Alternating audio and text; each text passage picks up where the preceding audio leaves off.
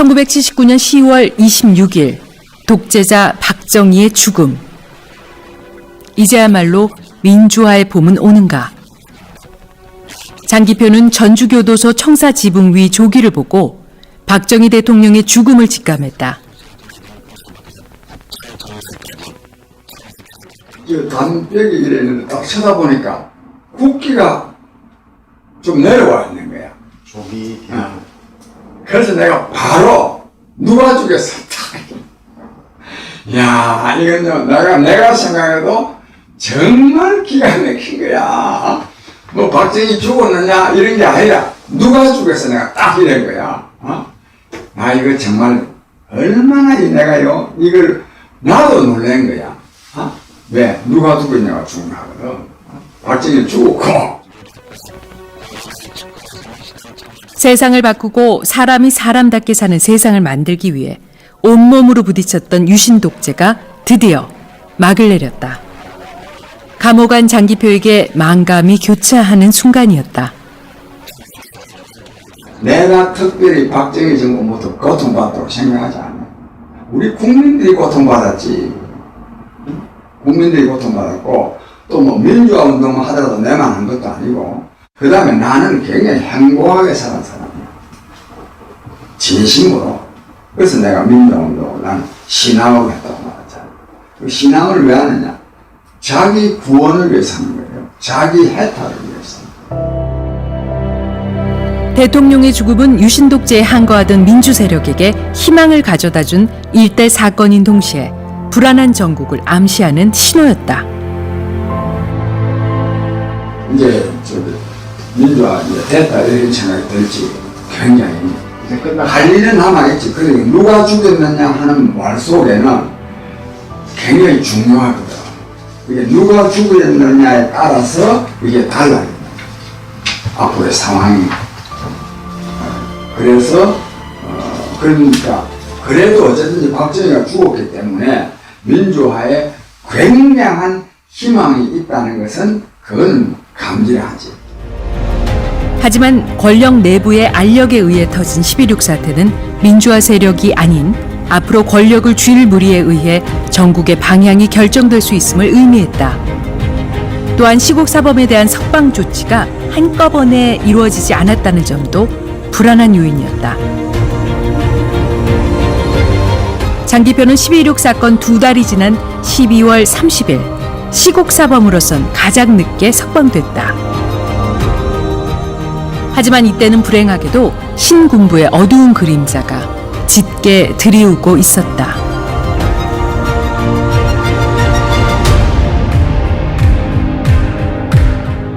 봄은 왔지만 아직 봄은 오지 않았던, 봄이 봄 같지 않았던 춘내 불사춘 80년 서울의 봄은 이렇게 찾아왔다. 제 움직임은 한편으로는 김재규 구명운동을 해야 된다고 하면서 이 신군부와 정면으로 계엄철폐 또 전두환 물러가라 하는 이런 투쟁을 해야 된다는 사람들이 있었고 또 다른 한편에서는 이 지금 신군부하고 만약 투쟁을 하면 오히려 저 사람들이 탄압할 수 있는 명분을 준다. 그래서 투쟁을 자제해야 된다 이런 분위기가 있어요. 특히 김대중 씨 쪽에서 투쟁하면 안 된다고 굉장히 말을 많이 했어요. 빌미를 준다. 탄압해 줍니다. 제야 세력의 구심이라 할 민주주의와 민족 통일을 위한 국민연합의 조직국장을 맡아 동분서주하던 장기표는 답답했다. 어떻게 하든지 신군부 세력을 몰아내고 민주화를 쟁취해야 함에도 불구하고 학생운동과 제야 민주화 세력은 양분돼 서로 탁상공론만 할 뿐이었다. 민주 세력의 양대축인 김영삼과 김대중. 김대중은 장기표를 많이 아꼈다고 한다. 특별한 이유라도 있었던 걸까? 석방된 이후에는 DJ가 나한테 굉장히 잘했지. 이유는 내가 이제 제야인사에서 유명했고 또 하나는 뭐 좋지만 내가 또 경상도 출신 아니야. 그러니까 경상도 출신에다가 또 제야인사에다가 내가 자기 편에 서면 굉장히 좋은 거죠. 왜냐면 이제 서울에 보면 이제 정권으로는 많은 정치 권력을 잡을 수 있는 때라고 보는 거니까 기본적으로는. 이런 상황에서 김대중은 어떤 경우에도 제야의 기반을 놓치고 싶어 하지 않았다. 장기표는 김대중에게 절실한 심정으로 제안했다. 김대중이 제야에서 비켜서야 제야의 활발한 투쟁을 통해 민주화를 달성할 수 있고 민주화가 돼야 대통령도 될 수 있다고 제안했는데 김대중은 제야를 붙들고 있음으로써 민주화도 놓치고 대통령도 놓칠 수 있음을 간과한 것이다. 결국 장기표가 주장한 김대중의 국민연합 공동의장직 사임은 무의로 끝났다. 그리고 이것을 제어할 수 있는 힘이 제야에 없다는 것이 더 큰 문제였다. 아무튼 정세는 숨이 막힐 정도로 답답했다. 전두환은 관련 법률을 위반하면서까지 중앙정보부장직을 겸직했다. 신군부의 집권 음모를 저지할 수 있는 뚜렷한 방안이 없었다. 지금요 독재자 박정희가 죽었는데 전두환이가 지금 왕사령관이 지금 중앙정보부장까지 겸직해가지고 지금 12.11 사태를 통해서 권력을 장악해가지고 단합을 하는데 이걸 맞짱 서서 와서서 싸워야지 이랬는데 굉장히 학생들도 특히 김대중 씨 세력 쪽에서 계속 못하게 했습니다. 4월 들어 약간씩 움직이던 학생들이 5월 초에야 거리로 나서기 시작해 5월 10일부터는 서울 시내 주요 거리를 학생들의 시위대가 휩쓸 정도가 됐다. 이즈음 장기표는 국민연합의 조직국장으로서 국민대회 준비를 위해 온 힘을 기울인다. 국민연합은 5월 19일 정오를 기해 전국의 시도청 소재지에서 계엄 해제와 신군부 퇴진 및 민주화를 촉구하는 국민대회를 개최할 것을 결의하고 민주화를 위한 국민행동 강령을 발표하기로 했다. 하지만 김대중은 계엄군의 부당한 명령 거부 같은 것이 있어서는 안 되고 전국적인 동시다발 집회도 반대했다. 치열해진 학생 시위가 있던 5월 15일 서울역 광장에 10만 명 이상의 학생들이 결집해 계엄 해제, 전두환 퇴진을 외치는 순간이 절정이었다. 하지만 대규모 학생 시위는 그날까지였다. 군 투입 소문이 돌았고 유혈 사태를 우려한 학생 지도부의 자진 해산 결정이 내려졌다.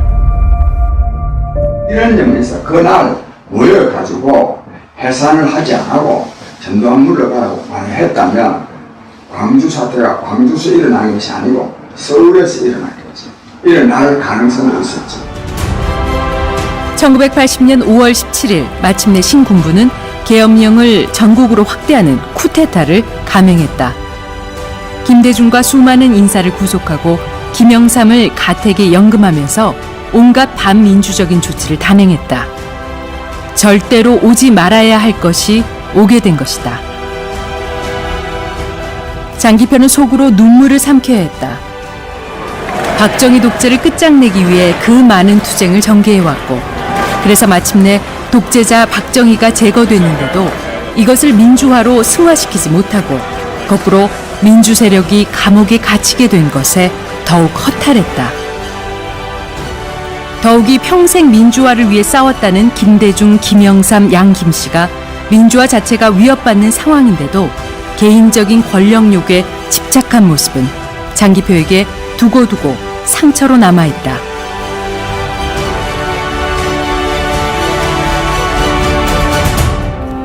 (1980년 5월 18일) 탱크를 앞세운 군인들이 시가지를 점령하면서 세상은 쥐죽은 듯 조용했다. 암흑의 시대, 광기의 시대였다.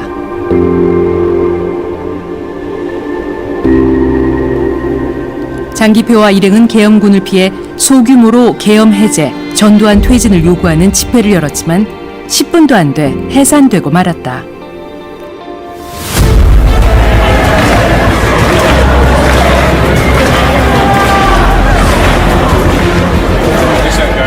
이런 와중에 권력 야욕에 사로잡힌 전두환 신군부는 광주에서 엄청난 사태를 벌이고 있었다.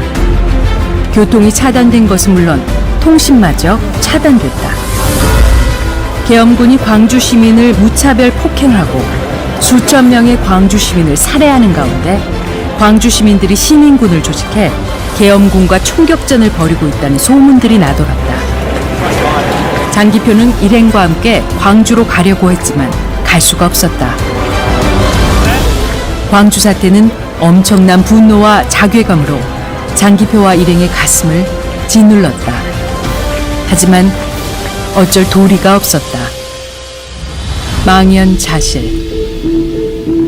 장기표는 5.17 쿠데타가 나고서 하염없는 피신의 길에 올라야 했다. 수배자 명단에는 장기표의 이름이 맨 앞자리를 차지하고 있었다. 김대중 내란 음모 사건의 최고위 수배자 장기표. 왜 그러나 뭐 김대중 내란 음모 사건, 내란이라는 거는 물리력을 행사해가지고 정부를 정복하는 건데 그 방침을 내가 뭐 전국에다가 학생들을 조직해놓고 강목을 뭐 얼마를 준비해놔 놔놓고 그랬다는 걸 김대중 씨한테 내가 보고를 했다. 근데 그런 일이 없는데 보고를 했는데 김대중 씨가 그냥 명시적으로 말한 알았다는 이런 표시를 했다. 이래가지고 내란 음모 사건이 돼. 김대중도 수사기관의 강압에 못 이겨 허위 진술을 할 수밖에 없었을 것이다. 아무튼 장기표는 김대중 내란 음모 사건에서 주요 인사였다. 5월 17일 날 이 양반이 집을 나갔거든요. 이제 다 문익환 목사님 이런 분들 체포되고 이러니까 도망을 가고 저는 그냥 계속 학교를 다녔는데 그때는 이제 엄청나게 미행을 당하고 뭐 쫓아다니고 제가 또 불려다니고 구로경찰서에 불려다니고 그랬었는데 학교 측에서는 굉장히 제 걱정을 많이 해주셨어요.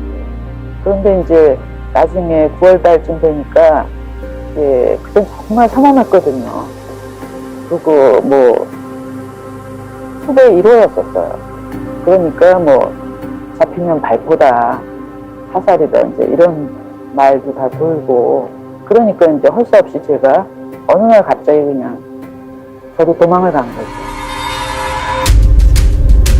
장기표를 체포하기 위한 수사기관의 노력은 실로 엄청났다.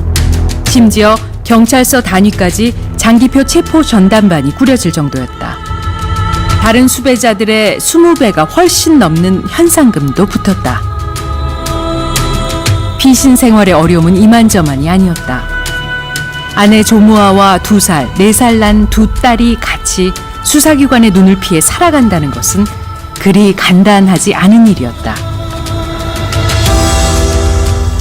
제가 뭐 운동을 했거나 학생 운동을 했거나 아니면은 좀 뭔가 이렇게 위험한 그런 어떤 거를 겪어보거나 이런 게 전혀 없는 상태에서 이제 하니까 이거 도대체 어떻게 해야 될지 모르겠는 거예요. 근데 뭐 그런 상황에서도 하여튼 붙잡히는 게 제일 무서운 거죠. 역시 가장 큰 어려움은 생활비 문제였다. 어머니가 아내 조무아에게 남긴 $1 금반지까지 내다 팔아야 했다. 물론 장기표와 현실 인식을 같이 한 지인들의 헌신적인 도움도 있었다. 1982년 12월 중순 김대중을 비롯한 관련자들이 석방되고 이른바 유화 국면이 올 때까지 피신 생활은 지속됐다.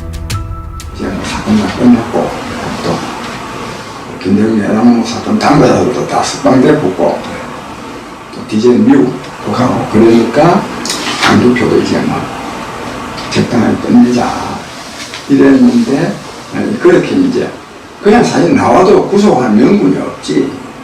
그러나 또 뭐 두드려 펴고 하면 뭐 고문하고 어디 있었느냐만 아니면 그냥 나와도 돼. 그런데 이제 어디 있었냐가 중요하니까 그래서 교습을 했는데 교습이 뭐 괜찮다고 했는데 저 사람들은 괜찮다 해도 딱 저거 잡으면 저거 멋대로지. 그래서 내가 한 40일간 그 조사를 장기표는 더 이상 피신 생활을 할 필요가 없었다.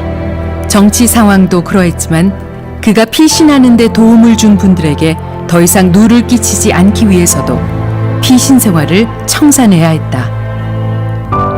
자청에서 안기부에 들어간 장기표는 육체적 고문만 받지 않았을 뿐 40여일간 안기부 지하실에서 수사관들과 실랑이를 벌이며 조사에 시달려야 했다. 외국으로 유학을 가라는 회유도 받았다. 나보고 이제 여기서만 또 걸려들고 하니까 그 사람은 개인적으로 이제 안기부 방침이 그래. 유학 가라. 타협의 여지는 전혀 없었다. 세상을 바꾸려는 사람이 유학을 가서는 안 되기도 했지만 독재 정권의 요구를 따르는 것은 더욱 싫었으며 더욱이 그들의 요구를 한 번 들어주면 계속 요구할 것 같아서 끝까지 거부했다. 40여일 만에 그들은 장기표를 석방했다. 마침내 3년여의 피신 생활에 종지부를 찍었다.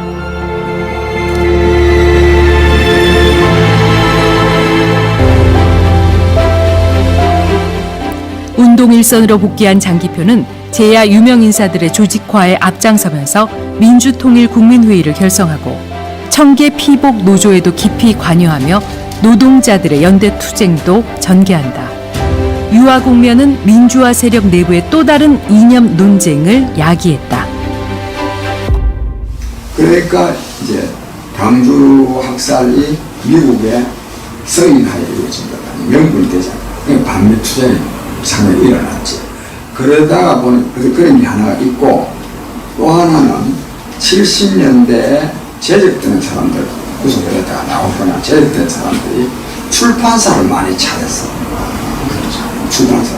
그러니까 이 자유와 어느 분위기를 타고 마르크스 책이나 레닌의 책이나 이런 공산주의 관련 책들이 암암리에만 팔린 게 아니라 논장서적이라고 공공연하게 파는 서점도 있었어. 그러니까 이 운동권 출신이니까 이제 그런 거를 그냥 교양으로 읽는 게 아니라 하나의 전략으로 읽는단 말이에요. 마르크스 레닌주의가 범람하면서 이념 논쟁이 격렬해졌다. 교조주의에 입각한 이념 논쟁은 진보 세력의 정상적 발전을 가로막을 뿐만 아니라 제야 민주 세력의 정치 세력화라는 역사적 과제를 가로막는 요인이 됐다. 거기다 85년 무렵에는 주체 사상이 유행하기 시작했다. 결국은 마르크스 레닌주의를 통해서 혁명해야 된다. 또 레닌의 또 무엇을 할 것인가 그런 어떤 전략을 가지고 했는데 이래가지고 80년대부터는 마르크스 레닌주의가 운동권을 상당히 장악을 했어. 그래서 마르크스 레닌주의가 팽배했고 그다음에 1985년쯤 되면서부터 주체 사상이 들어옵니다.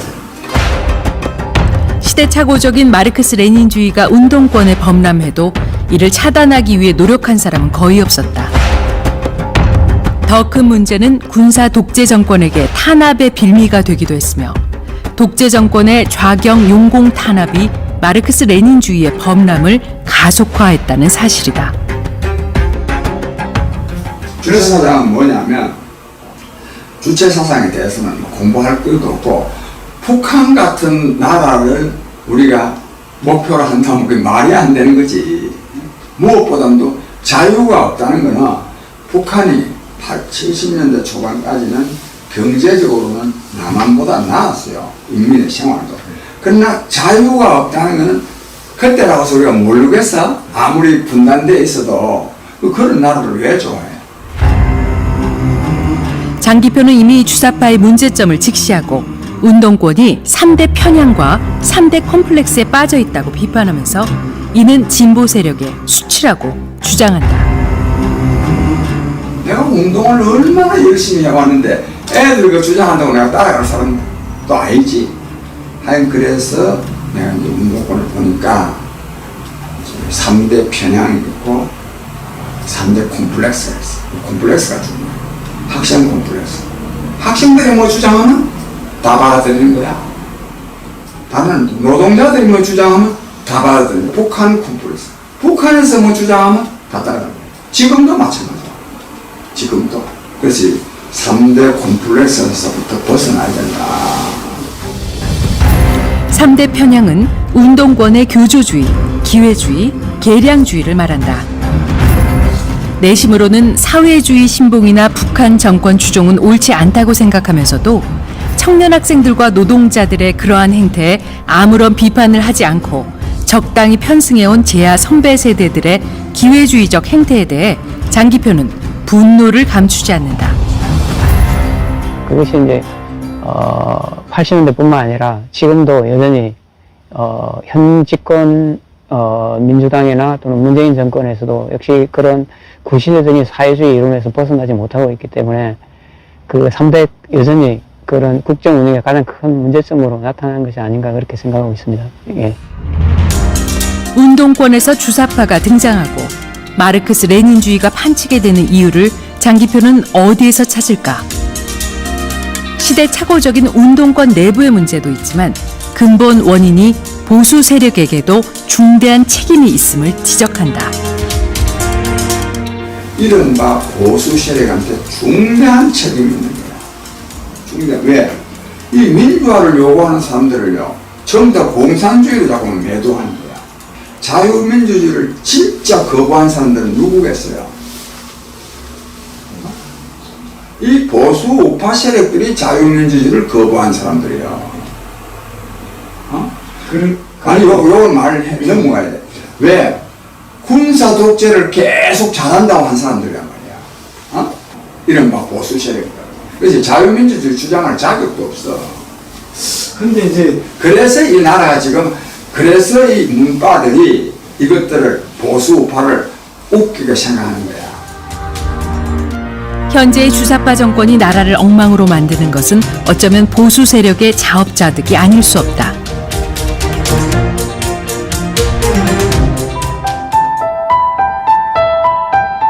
(1984년부터) 한국 사회는 격동의 시기를 맞는다. 장기표는 여러 단체를 통합하기 위해 동분서주했고 결국 민주통일민중운동연합 민통연을 탄생시키는 데 성공하면서 정책연구실장을 맡게 된다. 민통연이 명실상부하게 운동의 중심이 되자 독재 정권은 민통연을 본격적으로 탄압하기 시작했다. 제2야 운동권도 활발히 움직였지만 국내 정치 상황도 긴박하게 돌아갔다. 1985년 2월 김대중의 귀국으로 야당 정치권의 활약이 기대된 가운데 2.12 총선에서 신생정당인 신민당이 돌풍을 일으키면서 민주화에 대한 국민들의 기대는 한껏 고조되고 있었다. 민주 세력과 전두환 정권 사이에는 팽팽한 긴장이 조성됐다. 80년대에 접어들면서 노동자들의 투쟁이 활성화되던 시기, 일부 노동운동가들은 프롤레타리아 독재, 곧 사회주의를 주장했지만 장기표는 이를 이미 지난 시대의 이념으로 시대 상황에 맞지 않는다고 판단하고 대안으로 민중 주체 민주주의를 강하게 주장했다. 왜 이제 민중 주체라고 그랬냐면 노동자 주체가 아니다 이거야. 왜 우리가 노동자 주체를 해야 되느냐? 민중이 주체가 돼야 돼. 민중이, 국민 대중이 주체가 돼야 되지. 왜 노동자 주체냐? 이래가지고 민중 주체 민주주의를 내가 주장을 한 거예요.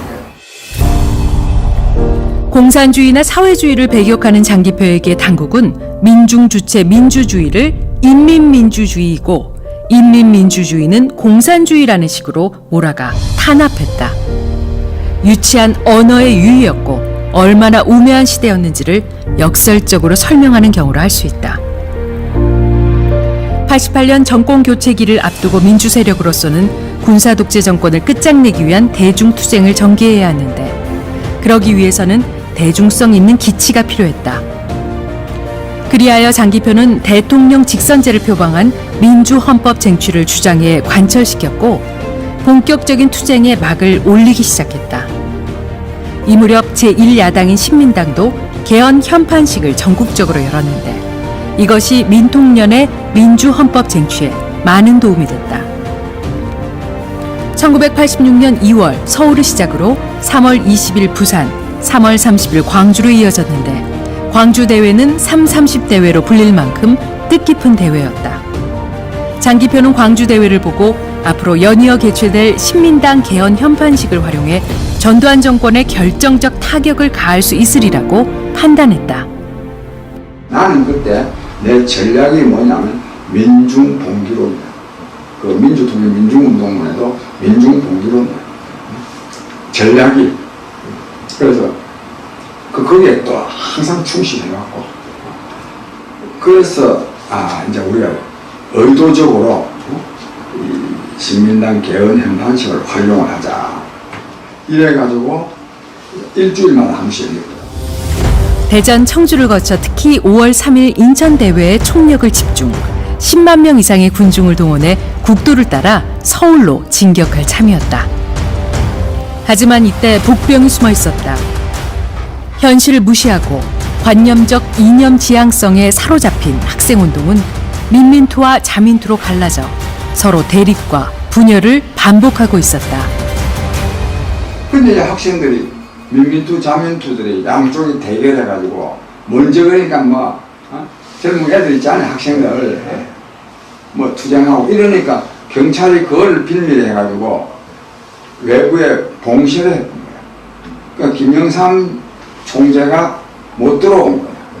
못 들어오니까 행사가 안 되는 거야 이게. 행사가 안 되게 우리는 마이크 따놓고 성토대 하고 이러는데 정리가 안 돼. 행사를 딱 끝나면 그 다음부터 우리가 딱 해보면 되는데 잘 안 된다면 체류탄이요 얼마나 터졌는지. 이날 개헌 현판식은 끝내 열리지 못했다. 부산과 광주에서 수많은 군중이 모이는 것을 본 정권은 지레 겁을 먹었음에 틀림없었다. 결국 5.3 인천대회는 경찰의 강제 진압으로 해산되면서 본래 계획한 서울 진격도 불가능했다. 인천대 이후에요. 민통면이 박살났거든. 전원 다 구속됐어. 전원 다 구속되고 민통면 해산되고 사무실도 다 뺏기고 이랬고 또 그 초토화가 됐지만 이제 그 뒤에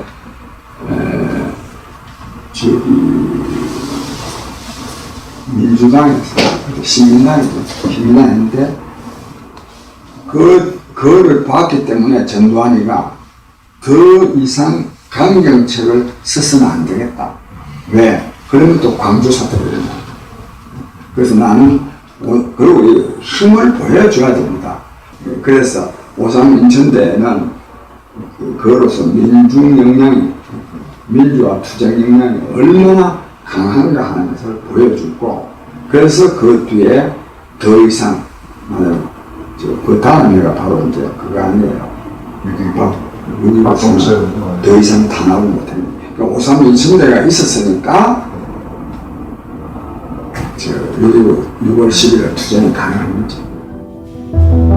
5.3 인천대회로 인해 민통련은 박살나고 100여 명 이상이 구속되는 등 민주화 운동이 초토화되는 듯 했지만 국민의 광범위하고도 강렬한 민주화 요구가 확인된 이상 정권도 이 요구를 거부할 수는 없게 된 것이다.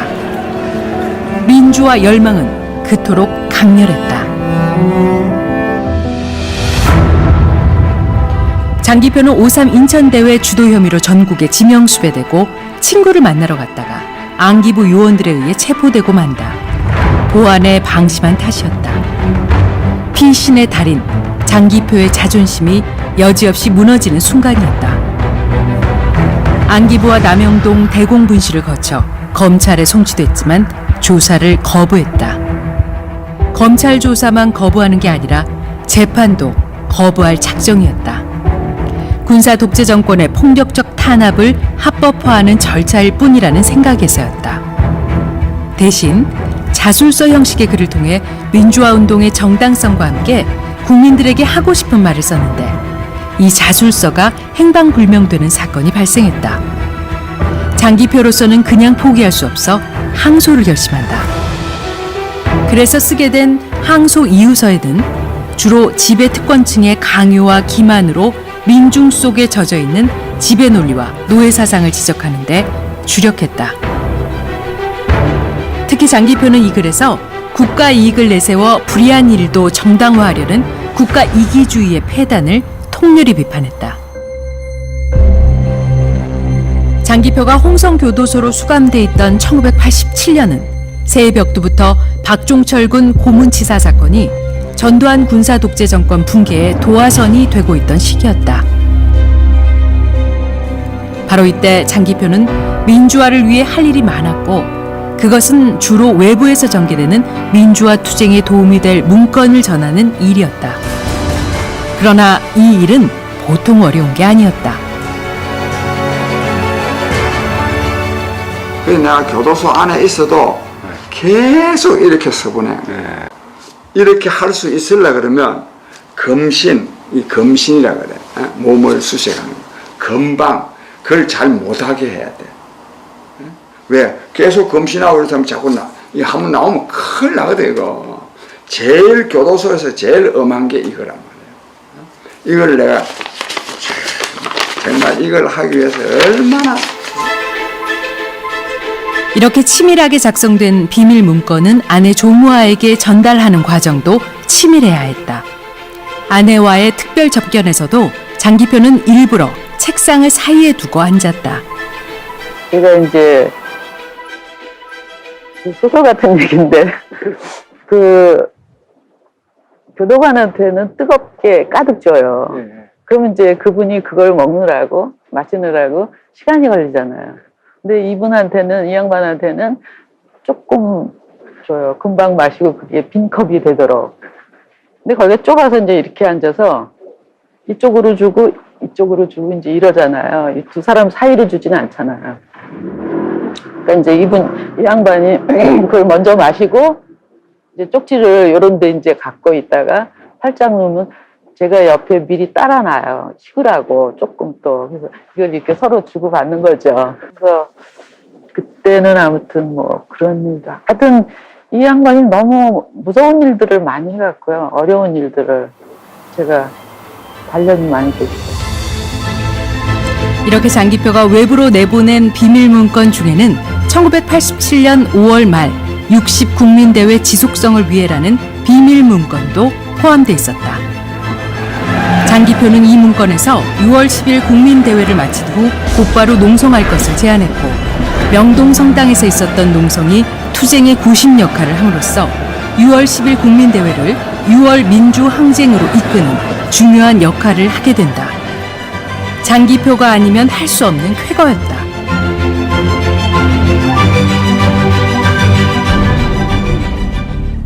각계각층이 서로 사랑하고 화합하여 이 나라의 국민임을 자랑스럽게 여기고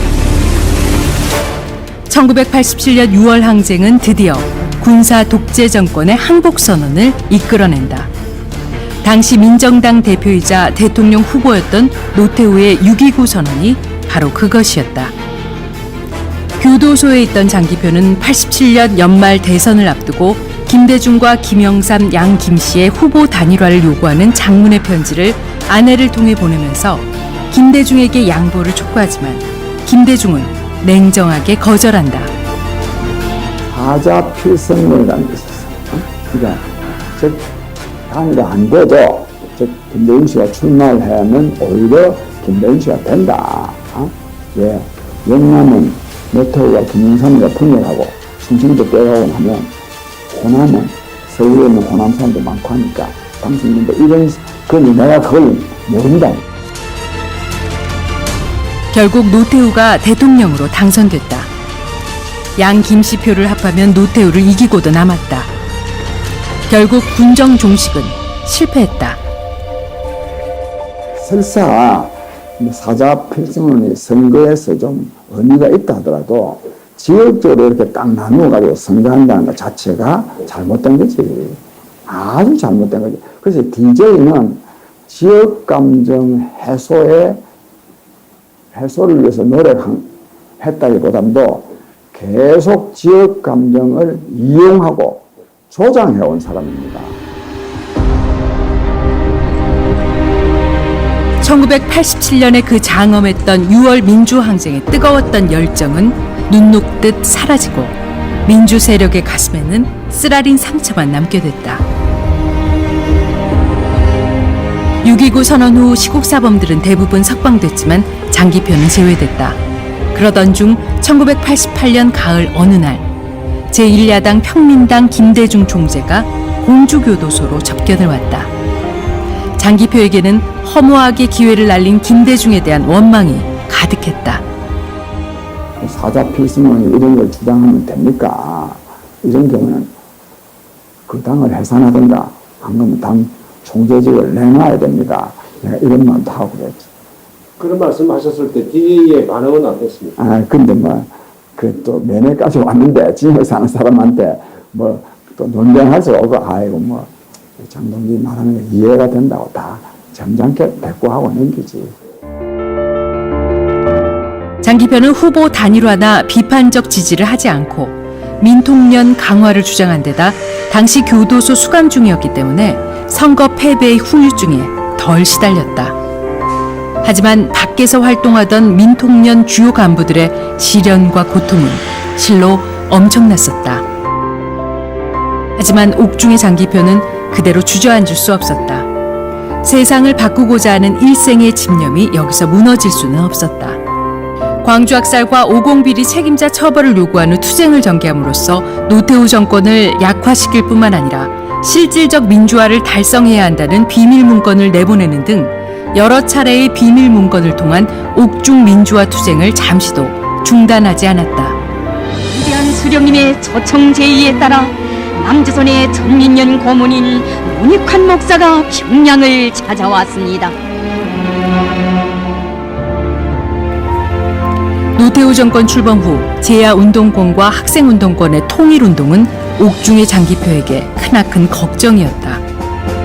민주화의 관건인 광주와 오공투쟁을 약화시키기 때문에도 옳지 않지만 운동권이 좌경 용공으로 비치는 것도 대단히 큰 부담이었다.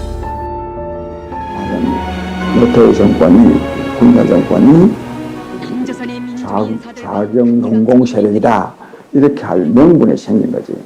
그래서 이런 공안 정부라 그래. 그래가지고 엄청나게 제야를 탄압을 했지. 탄압을 했는데 나는 이제 그거와는 관계없이 나는 당시에 김일성 정권이라 하더라도 김일성 정권도 지금 독재 정권이고 또 북한 인민들이 그때 이미 굉장히 살기가 어려웠어요. 70년대 중반 이후에는 북한이 굉장히 어려워서 살기가. 나만 주사받으면 모르는 거야. 근데 그래서 북한 인민들이 굉장히 고통을 겪고 있는데 가가지고 통일한다 하고 위대한 김일성 주석 이렇게 되면 김일성 정권을 굉장히 공고화하는데 기여를 하는 거 아니에요. 운동권의 통일투쟁은 북한 인민의 참상을 지속시키는 반민족적 행위라고 통탄하는 장기표는 인민을 아사지경으로 내모는 사상과 이념 그리고 정권에 도움을 주는 일을 하면서 민족 통일운동을 하는 것처럼 착각하는 것은 절대로 있을 수 없고 있어서도 안 되는 일이라고 주장한다.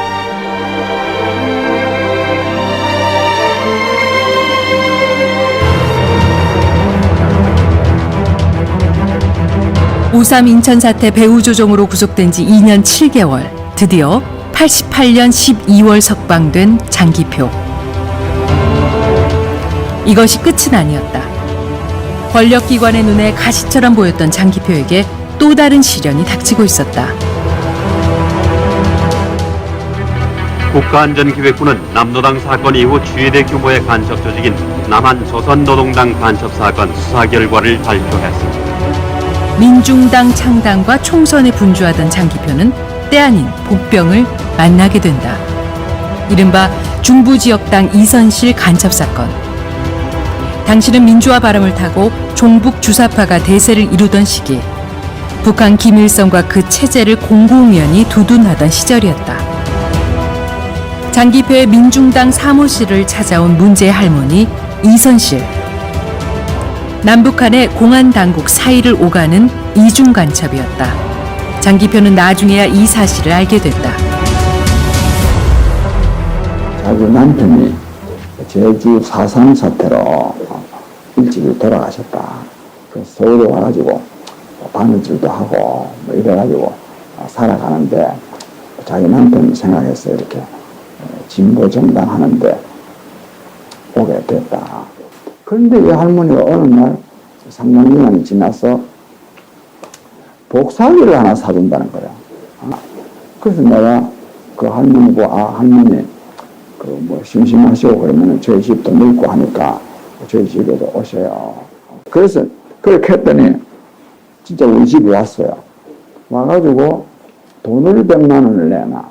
그러면서 나를 잠깐 보자 그러더니만은, 북조선에 김일성 주석님도 우리 선생님을 굉장히 존경하고 뭐 이렇게 말해. 할머니 그 설득 말씀 하시지 마세요 하고 내가 끊어버렸어. 그냥 그랬는데 그런 일이 있고 형이 돌아갔고 그 뒤에 이제 추석 때 이 할머니가 명절인데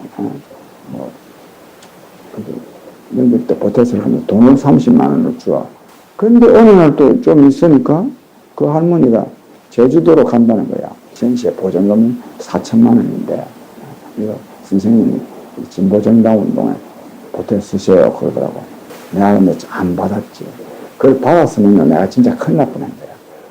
근데 이게 몇 달 후에, 몇 달이 아니라 그로부터 한 1년쯤 후에 사건이 터진 거야. 그게 이선실 사건이고 중부 지역등 사건이고. 그게 나를 잡아러 온 거야. 안기부는 결국 장기표와 아내 조무아를 불고지죄로 구속한다. 이선실이 간첩인 줄 알면서도 신고하지 않았다는 것이다. 부부가 같이 구속되는 전례 없는 일이 벌어진 것이다. 하지만 이 사건은 1992년 대통령 선거를 불과 3개월 앞두고 남과 북의 공안 당국이 서로 짜고 벌인 조작 사건임이 장기표에 의해 여지없이 드러난다. 구속돼서 나한테 보니까 이 할머니하고 한 대화 내용 있잖아요. 전부 다 알고 있는 거야. 안기부에서. 내가 말하는 저희가 싹 다 말하는 내가 이 새끼들아. 너희가 다 이거 조작한 사건이야. 뭘 조작했냐? 조작 안 했다는 거지. 새끼들아, 그 할머니하고 나하고 한 얘기를 너희가 어떻게 아나? 이런 일도 있고. 무엇보다 이선실이 장기표의 집에서 한 말을 장기표 본인보다 상세하게 기억하고 있었다는 것인데 안기부가 그 할머니와 연계돼 있지 않다면 그것은 있을 수 없는 일이었다. 조작은 이외에도 한두 가지가 아니었다. 아내 조무아와 이선실의 조작 사진까지. 장기표는 아내 조무아의 걱정이 우선 앞섰다.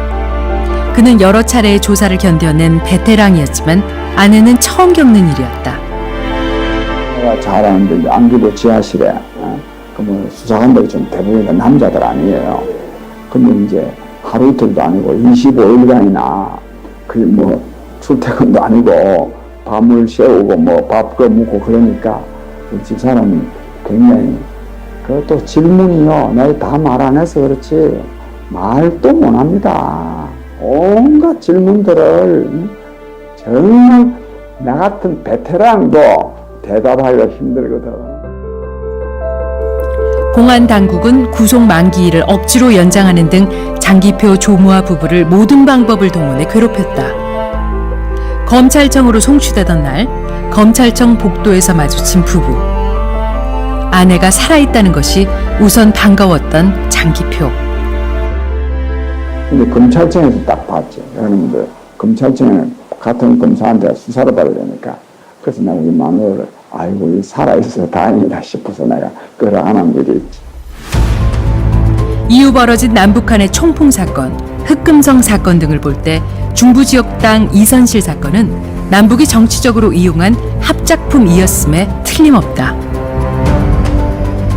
많은 공안 사건들이 남한 안기부와 북한 공안 당국이 합작해서 벌인 것임에도 불구하고 북한 앞에만 서면 작아지는 북한 컴플렉스 때문에 당국이 이를 명확하게 밝히지 않는 것은 유감이 아닐 수 없다.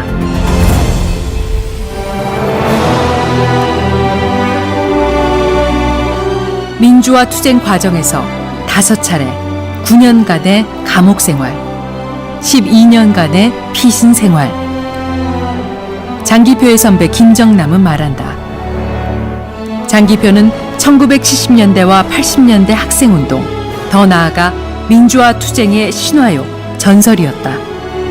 그가 잡히지 않고 견뎌낸 오랜 도피 생활은 그를 신출 규모라는 사람으로 비치게 했고, 잡혀서 법정에서 행하는 도도한 진술은 그야말로 민주화의 장전이요, 현아의 웅변이었다.